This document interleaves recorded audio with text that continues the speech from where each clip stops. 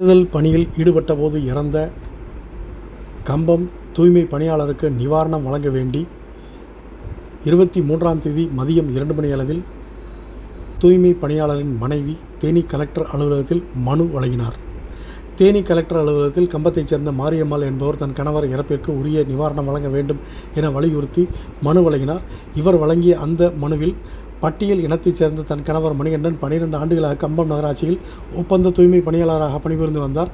கடந்த 16ஆம் தேதி கம்பம் நகராட்சிக்கு உட்பட்ட பகுதியில் தேர்தல் நடத்தை விதிகள் அமுலில் உள்ள நிலையில் தேர்தல் தொடர்பான பணியை மேற்கொள்ளும் போது விபத்துக்குள்ளாகி இறந்துவிட்டார். தன் கணவர் மணிகண்டன் மாத வருமானம் வைத்துதான் குடும்ப வாழ்வாதாரம் இருந்து வந்த நிலையில் 8ஆம் வகுப்பு வரை படித்த தனக்கு தகுதிக்கேற்ப கருணை அடிப்படையில் அரசு பணி வழங்கி வாழ வழிவகை செய்து உதவி புரியுமாறும் கலெக்டருக்கும் தமிழ்நாடு முதலமைச்சருக்கும் கோரிக்கை வைத்து மாரியம்மாள் வழங்கிய மனுவில் இருந்தது.